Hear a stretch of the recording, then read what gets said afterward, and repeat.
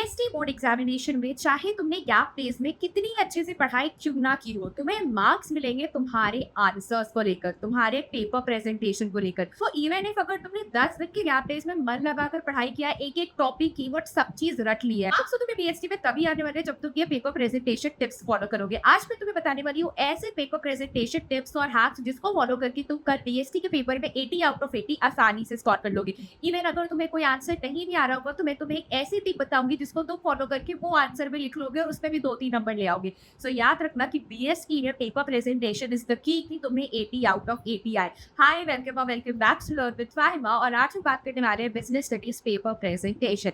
Paper presentation एक बहुत important factor है बीएसटी पेपर पे क्योंकि ये कंप्लीटली थ्योरेटिकल होती है। सो तुम जितना अच्छा पेपर सजाओगे उतने अच्छे मार्क्स तुम्हें मिलेंगे और अल्टीमेटली तुम्हारा ओवरऑल एग्रीगेट इंक्रीज हो जाएगा। Let's start. सबसे पहले अगर हम बच्चों बात करें तो प्रेजेंटेशन क्यों मैटर करता है, why presentation matters.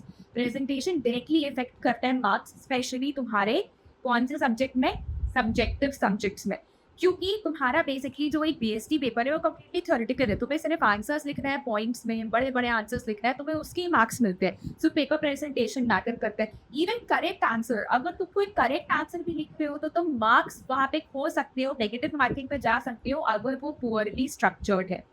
Good presentation checking के लिए बहुत इजी होता है एग्जामिनर के लिए, और अब तो क्योंकि ऑन स्क्रीन मार्किंग आ गया है तो तुम्हें प्रेजेंटेशन अच्छा ही रखना है और एक स्ट्रॉन्ग फर्स्ट इंप्रेशन बनता है। मतलब अगर एग्जामिनर ने तुम्हारे पेजेस देखे तो उसके दिमाग में पहले ही स्ट्रॉन्ग इंप्रेशन आ जाता है कि टॉपर की आंसर शीट है। और तो तुम शायद टॉपर पूरे सेशन में नहीं रहे हो, बट स्टिल पेपर प्रेजेंटेशन एक टॉपर इंप्रेशन बनाता है। Helps in better time management. और अगर तुम शुरू से ही अच्छे से पेपर प्लान करके चलोगे ना तो तुम्हारा टाइम मैनेजमेंट बहुत अच्छा होने वाला है। ठीक है, नेक्स्ट बच्चों, जनरल की पॉइंट्स आपको बीएसटी एग्जाम्स में क्या क्या ध्यान में रखना है। सबसे बड़े ये है कि सारी चीजों को तुम पॉइंट्स में लिखोगे, नो लॉन्ग पैराग्राफ्स, सिर्फ पॉइंट्स। इवन अगर 6 मार्कर का भी क्वेश्चन आ रहा है तो तुम्हें 2 पेज आंसर पॉइंट्स में ही लिखने पड़ेंगे। 2 पेज पे तो 10, 12, 15 पॉइंट चले जाएंगे, कोई बात नहीं, 15-20 पॉइंट क्यों ना चढ़ जाए, तुम्हें आंसर पॉइंट्स में ही लिखने हैं। हेडिंग्स और सब हेडिंग्स, हेडिंग्स और सब हेडिंग्स लिखना बहुत जरूरी है। अगर लिख रहे हो planning is pervasive, planning is pervasive, तो ये जो परवेसिव लिख रहे हो बच्चों ये हेडिंग है। फिर यहाँ पे डैश दबा करके जो पीछे आंसर लिखोगे, ठीक है, वो तुम्हारा मेन आंसर है। सो हेडिंग और सब हेडिंग लिखना बहुत जरूरी है। Underline keywords, specially business studies का खेल है कीवर्ड्स। सो कीवर्ड्स बहुत बहुत बहुत जरूरी है। Please go get the keywords. ठीक है, maintain a proper spacing and margins, proper space और मार्जिन मेंटेन करो। ठीक है, हर एक आंसर के बाद एटलीस्ट 2 लाइन छोड़ो और लाइन ड्रॉ करो।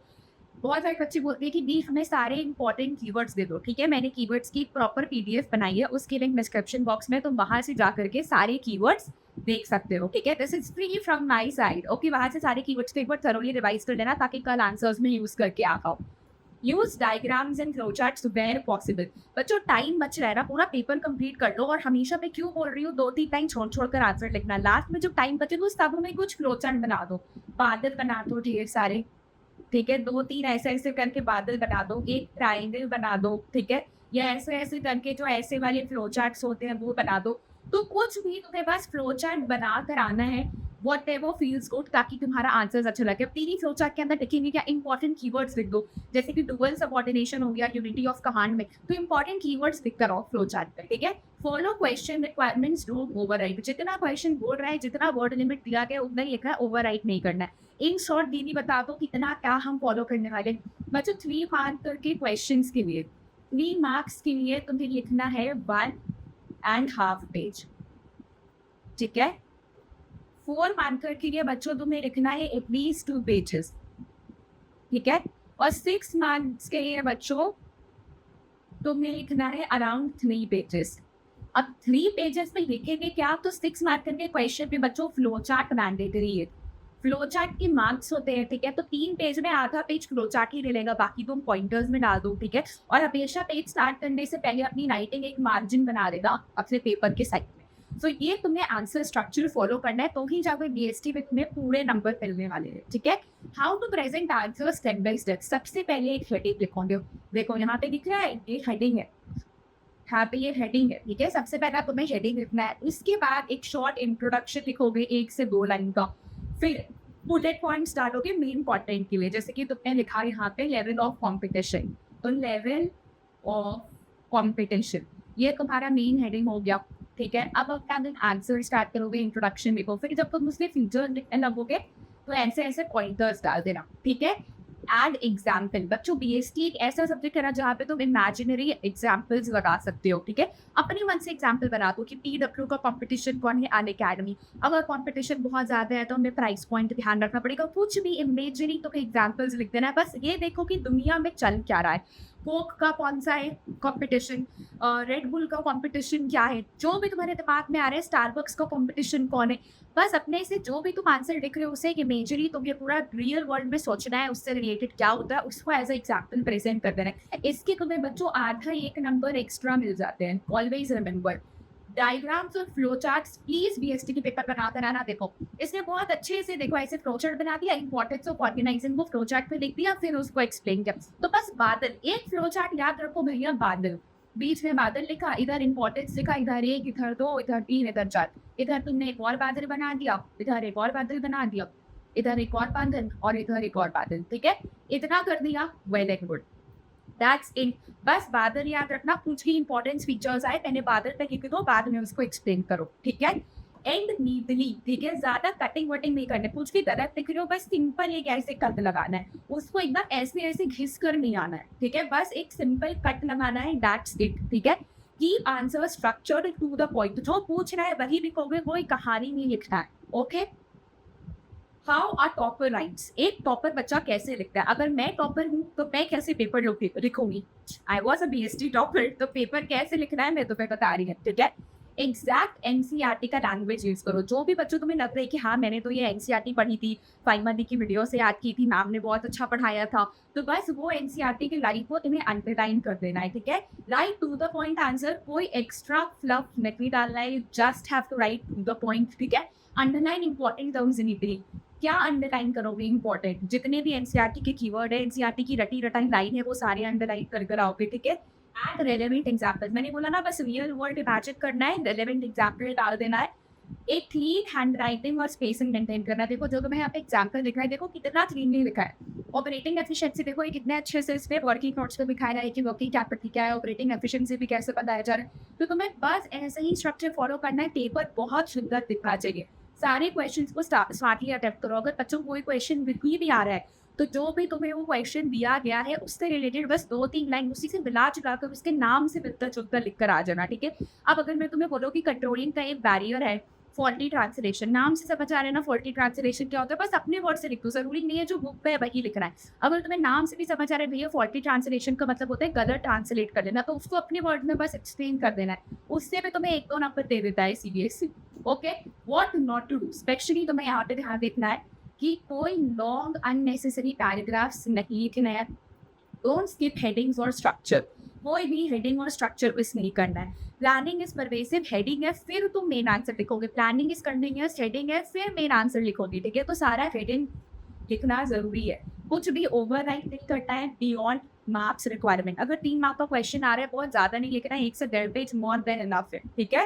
डोंट लीव आंसर्स इनकम्प्लीट, कोई भी आंसर इनकम्प्लीट भी छोड़ोगे बच्चों, नहीं भी आ रहा है तो भी कुछ भी भर कर आओगे। ज्यादा से ज्यादा इंट्रोडक्शन बता दो, थोड़ा सा अपने से भी बता दो, लास्ट में कंक्लूजन लिखो, ठीक है। Don't use messy hand writing, too much cutting, बहुत हॉच पॉच लिखना नहीं, यूज पॉइंट्स और हर एक पॉइंट के बाद एक लाइन छोड़ोगे। अगर पॉइंट 1 लिखे, ठीक है, 3 लाइन फिर पॉइंट 1 आया तो फिर यहाँ पे एक लाइन छोड़कर पॉइंट 2 लिखना स्टार्ट करोगे, सारी चीज डायरेक्ट लिखोगे नहीं, ठीक है। Don't panic if you don't know one answer, अगर एक आंसर नहीं आ रहा है, बहुत बार केस स्टडी नहीं समझ आती है, अगर केस स्टडी नहीं समझ आ रहा है उस केस स्टडी को छोड़कर आगे बढ़ोगे, लास्ट में जब टाइम बचेगा तब इस केस स्टडी को अटेम्प्ट करोगे, छोड़ना नहीं है, कुछ भी लिख कर आओगे, ठीक है। That's it. This was all about for your paper presentation in BST exam. इतना फॉलो कर लिया, वेल एंड गुड। कीवर्ड्स की पीडीएफ डिस्क्रिप्शन बॉक्स में जल्दी से जाकर के देख लो। इसके साथ साथ बच्चों मुझे तुम्हें एक बहुत इंपॉर्टेंट चीज़ बतानी है, क्योंकि कल तुम बीएसटी का पेपर लेकर आओगे, अब तुम्हारा मेन गोल होना चाहिए सीयूईटी। सीयूईटी बहुत इंपॉर्टेंट है तुम्हारे लिए। अगर तुम्हें सीयूईटी एग्जाम्स में टॉप करना है, बेस्ट कॉलेजेस पे जाना है, डज नॉट मैटर कि तुम बोर्ड्स में टॉप करो, एवरेज स्टूडेंट हो, टॉपर हो, फेलियर हो, बिलो एवरेज हो, इससे कोई मतलब नहीं है। हमने तुम्हारे लिए सीबीटी की एक ऐसी बैच बनाई है जिसमें topper, average, below average, mediocre सारे बच्चे एक साथ पढ़ेंगे और हम तुम्हें 1 महीने में प्रिपेयर करेंगे तुम्हारे सीयूईटी एग्जाम्स के लिए, ताकि तुम अपने बेस्ट कॉलेजेस जाओ। Lady Shri Ram college of commerce, Miranda house, ठीक है, एलएसआर, तुम्हारा जो फेवरेट कॉलेज है दिल्ली यूनिवर्सिटी में, तुम वहां जाओ, तुम्हारा एक साथ बर्बाद ना हो। 1 महीने में हम तुम्हें सारी चीजें पढ़ाएंगे, तुम्हारे सारे डोमेन, साथ साथ जनरल एप्टीट्यूड और लैंग्वेज। कौन सा बैच भी? दिस इज द बैच बच्चों, सीयूईटी 2026 कॉमर्स बैच। बी का कॉमर्स स्टूडेंट बच्चों, हमारे लिए तो दिल्ली यूनिवर्सिटी एक गोल्डन अपॉर्चुनिटी, और 1 महीने का टाइम बचा कर जीएसटी लेकर आओगे। 1 अप्रैल से हमारा ये बैच स्टार्ट हो रहा है, जिसमें हम आपको पढ़ाएंगे accounts, business studies and economics. ये आपकी तीनों मेजर डोमेन्स हो गए, साथ ही आपको मिल रहा है जीएटी और लैंग्वेज भी। सी डोमेन्स के साथ साथ आपका जीएटी और लैंग्वेज भी हो जाएगा। तो मुझे नहीं लगता है कि तुम्हें 1000 में 1000 लाने में कोई भी दिक्कत होगी। ये जो हमारे बैच है इसका ओरिजिनल प्राइस 4500 रुपए का है, बट अभी इसमें चल रहा है अर्ली बर्ड ऑफर, और अगर तुम मेरा कूपन साहिमा 50 लगाओगे तो तुम्हें इस ये पूरा बैच मिल जाएगा 2250 रुपए पे। That's it. इसमें तुम्हारे टॉप एजुकेटर्स तुम्हें पढ़ाएंगे, मैं तुम्हें डोमेन सब्जेक्ट्स पढ़ाऊंगी, जाकी भैया और ऋतुराज भैया तुम्हें जनरल एप्टीट्यूड पढ़ाएंगे, तानिया मैम लैंग्वेज पढ़ाएंगी, ठीक है, खुशबू मैम इकोनॉमिक्स पढ़ाएगी, सारे टॉप नॉच तुम्हें यहाँ पे एजुकेटर्स मिलेंगे, ठीक है। तुम्हें हर एक क्लास की एक डेमो क्लास भी दी जाएगी, ठीक है। तुम्हें सारे शेड्यूल्स बाई 30 मार्च बता दिए जाएंगे, क्लास कैसे कैसे होगा, सारी चीज एक ऐप के थ्रू होगा। ऐप एपेक्स है हमारा, एपेक्स के थ्रू क्लास लिया जाएगा। ऑनलाइन क्लास बच्चों, लाइव क्लास ऑनलाइन रहेगा, सारी चीजें, ठीक है। तुम लाइव हमसे इंटरेक्ट कर पाओगे, तुम्हें फ्लेक्सिबल टाइमिंग दी जाएगी कि तुम अच्छे से क्लास कर पाओ। इवन अगर तुम्हारा क्लास मिस भी हुआ तो तुम्हें उसके रिकॉर्डेड लेक्चर मिलेगी। सो कोई बैकलॉग नहीं लगेगा। 1 महीने में तुम हंसते खेलते सीयूईटी के लिए पढ़ोगे, सीयूईटी टॉप कर जाओगे और अपने बेस्ट कॉलेज में जाओगे। पर ये बैच तुम्हें अप्रैल 1 से पहले पहले परचेज करना पड़ेगा। इसका प्राइस क्या है? 2249। अगर तुम मेरा कोविड साइका 50 लगाते हो, नहीं तो फिर ये तुम्हें 4500 में ही लेना पड़ेगा जैसे ही ऑफर खत्म होगा। सो मेक श्योर कि अभी बहुत सारे पैसे बच जाएंगे, तो तुम अभी जल्दी से कोर्स में इनरोल कर लो। कोर्स में बच्चों, कोर्स के साथ साथ तुम्हें मिलेगा chapter wise notes, important MCQs और question practice, topic wise assignment, मतलब जो हम तुम्हें डेली बेसिस पे पढ़ाएंगे उससे रिलेटेड असाइनमेंट भी देंगे, रिविजन शीट्स मिलेंगे, क्विक नोट्स मिलेंगे, exam oriented preparation material, mock test for accuracy and speed, सारी चीज तुम्हें दी जाएगी बस 2250 रुपए में। तो मेरा कूपन कोड FATIMA50 अप्लाई करो और ये बैच जल्दी से जल्दी खरीद लो। भाई मिलकर पढ़ेंगे, सीयूईटी 4 डालेंगे, मजा आने वाला है। लिंक डिस्क्रिप्शन बॉक्स में इसकी।